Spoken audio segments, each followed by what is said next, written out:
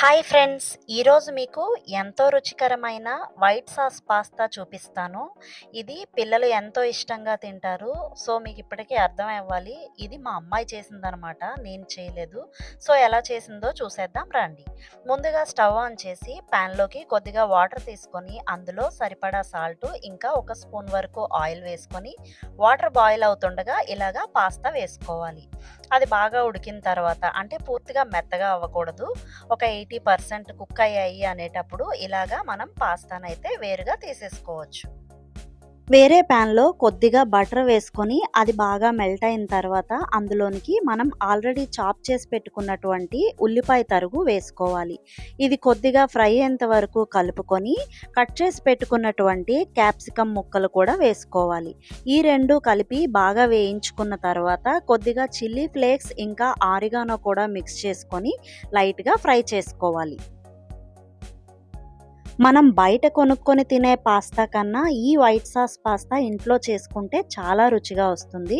ఇప్పుడు ఇవి బాగా ఫ్రై అయిన తర్వాత ఆల్రెడీ పక్కకు తీసి పెట్టుకున్నటువంటి పాస్తా ఉంది కదా! దాన్ని ఇందులో మిక్స్ చేసుకొని పైనుంచి క్రిందకి బాగా కలుపుకోవాలి.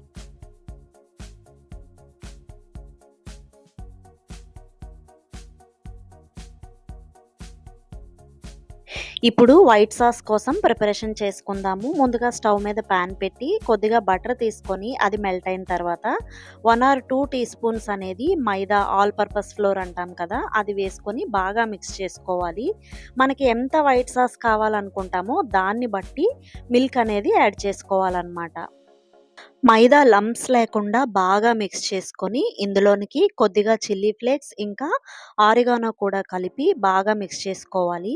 ఆ కన్సిస్టెన్సీ వరకు అంటే సాస్ లాగా మనకి అనిపించేంత వరకు బాగా మిక్స్ చేసుకొని ఒక 2 స్లైసెస్ వరకు చీజ్ అనేది యాడ్ చేసుకోవాలి. ఇది మనకి ఎక్స్ట్రా టేస్ట్ ఇంకా ఫ్లేవర్‌ని యాడ్ చేస్తుందనమాట. సో, ఇది బాగా మిక్స్ అయిన తర్వాత ఇందులోనికి పక్కకు తీసి పెట్టుకున్నటువంటి పాస్తా మిక్స్‌ని కూడా వేసి బాగా మిక్స్ చేసుకోవాలి.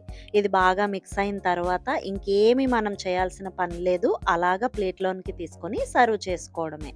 పాస్తా అయితే చాలా టేస్టీగా వచ్చింది. చాలా బావుంది. అందరికీ బాగా నచ్చింది.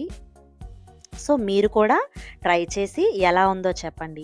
వీడియో గనక మీకు నచ్చినట్లయితే లైక్ చేయండి, షేర్ చేయండి, కామెంట్ చేయండి. Thank you.